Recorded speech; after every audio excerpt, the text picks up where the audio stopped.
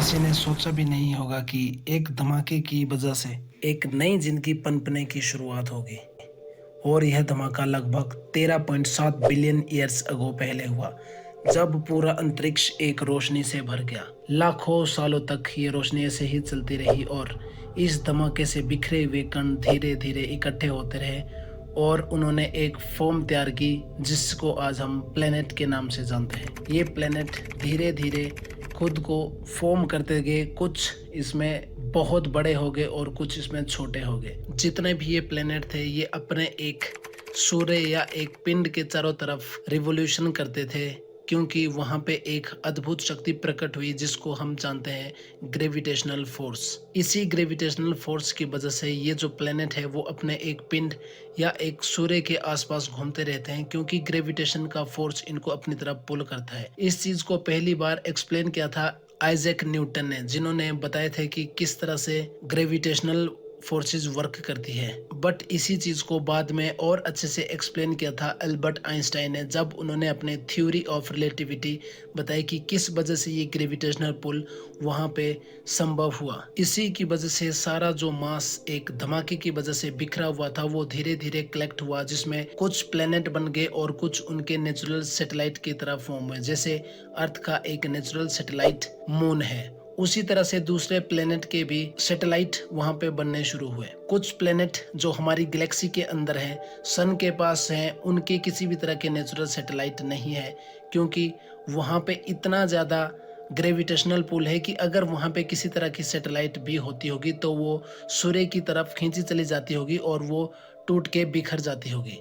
इसी तरह से सूर्य के नजदीक के जो प्लेनेट हुए वो हुए टेरिटोरियल प्लेनेट, और जो सूरज से बहुत ज्यादा दूर हुए वो प्लेनेट हुए गैसियस प्लेनेट। जिन प्लेनेट के पास मून नहीं है वो प्लेनेट सन के बहुत नजदीक हुए, और जिनके पास अपने मून या नेचुरल सैटेलाइट है वो सन से बहुत ज्यादा दूर हुए, ताकि उसकी ग्रेविटी का इम्पैक्ट उसके ऊपर ना पड़े, बल्कि जो प्लेनेट है वो उसकी नेचुरल सैटेलाइट उसी के करीब घूमे और उसका इम्पैक्ट उसके ऊपर ज्यादा हो। इसी के बारे में अच्छी तरह से बताया है, इसी के बारे में ठीक प्रकार से बताया है रॉस लिमिट ने, एक साइंटिस्ट जिन्होंने ये बताया कि किस तरह से जो सैटेलाइट होते हैं एक प्लेनेट के अराउंड वो किस तरह से छोटे छोटे कणों में टूट जाते हैं, क्योंकि प्लेनेट का ग्रेविटेशनल पुल बहुत ज्यादा होता है। उसी प्रकार से सन के नजदीक के जो प्लेनेट हैं उनकी जो नेचुरल सैटेलाइट थे वो उसी तरह से सन की तरफ चली गई होंगी और वो टूट के बिखर गई होंगी। यह सिलसिला प्लेनेट बनने का इसी तरह से चलता रहता है, और जब ये सारे प्लेनेट अपने ठीक फॉर्म में आए और उनके ऊपर के जितने भी टेरिटोरियल एक्टिविटी चल रही थी या वो किसी तरह के क्रेटर या किसी तरह का लावा इनके ऊपर चल रहा था, जब वो सब कुछ शांत हुआ तो धीरे धीरे जो प्लेनेट गोल्डीलॉक जोन के अंदर आए उन प्लेनेट के ऊपर लाइफ सपोर्ट करने की स्पेशल पावर आती रही, जिसी के अंदर गोल्डीलॉक जोन के पास हमारी अर्थ भी आती है, जिसकी वजह से इसके ऊपर लाइफ सपोर्ट है। साइंटिस्ट का मानना है कि इसी तरह से यूनिवर्स के अंदर और भी बहुत सारे प्लेनेट होंगे जहां पे लाइफ पॉसिबल है, बट अभी तक हम वहां तक नहीं पहुंच पाए हैं। साइंटिस्ट कंटिन्यूसली इसी प्रोसेस में लगे हुए हैं कि किसी दिन उनको इस तरह के कुछ सबूत मिले कि वो देख पाए कि हमारी गैलेक्सी के बाहर भी लाइफ सपोर्ट है। हाँ, ऐसा हो सकता है कि बाहर जो भी लाइफ सपोर्ट होगा वो शायद हमारी पृथ्वी के अलग हो, बट कहीं ना कहीं इस तरह के जो सबूत है वो डेफिनेटली मिलते होंगे। इवन कुछ साइंटिस्ट का ये भी मानना है कि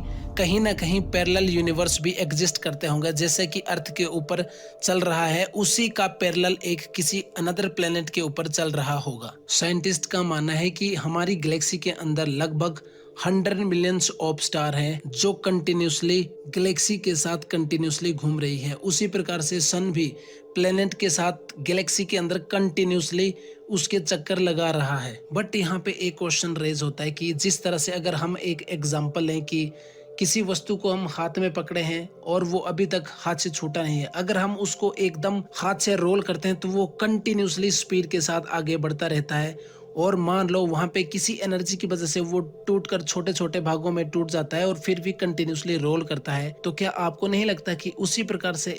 हमारा जो गैलेक्सी है वो भी कंटिन्यूसली रोल कर रहा है उसी तरह से, और एक ना एक टाइम पे इस तरह का समय आएगा जहां पे वो जो एनर्जी है वो धीरे धीरे डेसिपेट हो जाएगी और ये हमारा यूनिवर्स धीरे धीरे वहाँ पे रुक जाएगा। या कुछ इस तरह से होगा कि फॉर एग्जांपल अगर हम एक हाथ से रबड़ को खींचते हैं तो कंटिन्यूसली हम उसको खींचते रहेंगे वो खींचता चला जाएगा। बट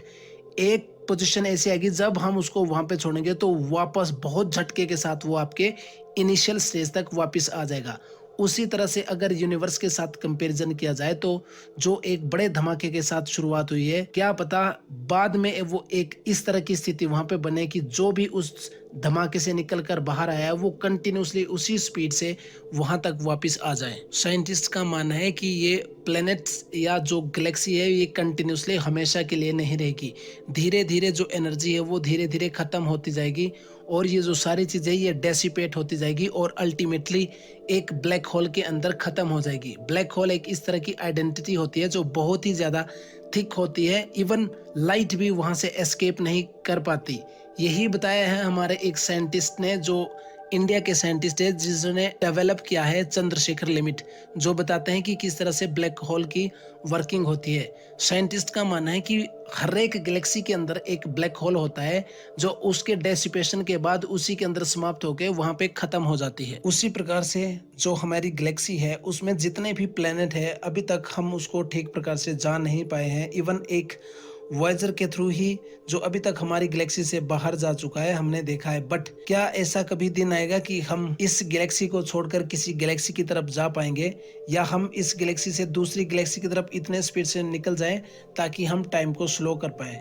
ये तो देखना होगा कि भविष्य में किस तरह की साइंटिफिक डेवलपमेंट होती है और क्या हम इस चीज को अच्छी तरह से कर पाएंगे या नहीं कर पाएंगे। पर उससे पहले जो एक धमाके के साथ शुरुआत हुई है, अगर हम गोल्डी लॉक जोन में जो हमारी मदर अर्थ है उसकी तरफ आए और उसके बारे में डिस्कशन करें तो हम देखेंगे कि इस धमाके की वजह से जो हमारी अर्थ है वो धीरे धीरे आग का एक गोला बनी हुई है जिसके ऊपर कंटिन्यूसली वोल्केनिक एक्टिविटी चली हुई है और जहां पे लाइफ सपोर्ट का कभी नाम तक ही नहीं सुना जा सकता कि ये सपोर्ट भी करेगी। बट